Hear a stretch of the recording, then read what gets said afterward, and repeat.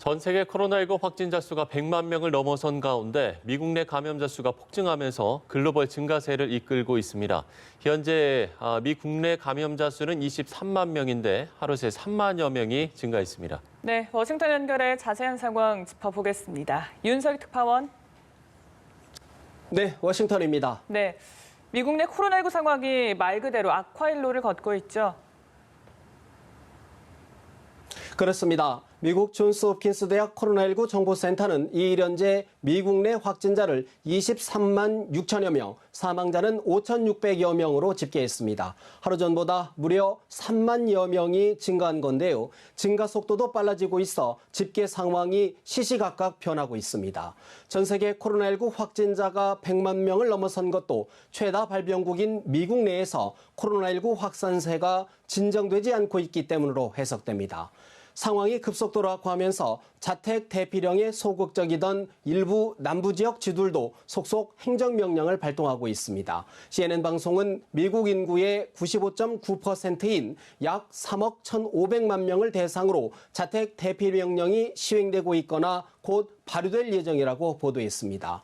오는 11월 대통령 선거 일정에도 코로나19가 영향을 미치고 있는데요. 미국 민주당은 오는 7월로 예정돼 있던 후보 선출 전당대회를 한 달가량 연기하기로 결정했습니다. 트럼프 대통령이 속한 공화당의 전당대회에 일주일 앞서 개최하겠다는 건데요. 공화당의 전당대회 개최도 장담할 수 없다는 관측이 나오고 있습니다. 네, 코로나19 사태가 미국인들의 일자리에도 충격파를 주고 있는데 일자리를 잃은 사람들이 신청하는 실업수당 청구 건수가 폭증했다고요?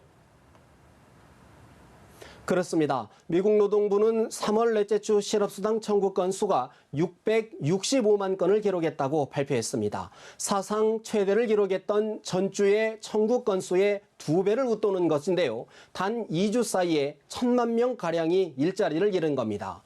인터넷 매체 악시오스는 최근 자체 여론조사 결과 응답자의 22%가 일시적 무급 상태였고 18%는 사업장이 완전히 폐쇄됐다고 전했습니다.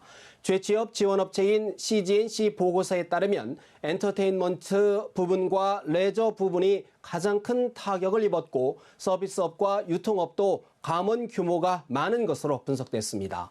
미국 싱크탱크인 경제정책연구소는 코로나19 사태로 7월까지 2천만 명의 미국 근로자들이 일시 해고나 무급 휴직에 처할 것으로 전망했습니다. 네, 한미 간의 현안인 방위비 협상도 짚어봤으면 하는데 미국 고위 당국자들이 협상이 타결됐다는 언론 보도 등을 강하게 부인하고 있다고요. 그렇습니다. 미국 국무부 클라크 쿠퍼 정치 군사 담당 차관보의 언급인데요. 쿠퍼 차관보는 오늘 화상 언론 브리핑에서 협상이 계속되었고 절대 끝나지 않았다고 단언할 수 있다며 이같이 거듭 강조했습니다. 그러면서 합의가 이루어진다면 상호 유익하고 공정한 합의여야 한다고 덧붙였는데요.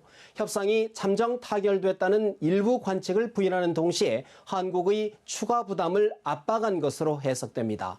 쿠퍼 차관보는 오늘 현재 바뀔 수 있는 것은 여전히 소통하고 있고 장관급과 그 이상이라고도 언급했는데요.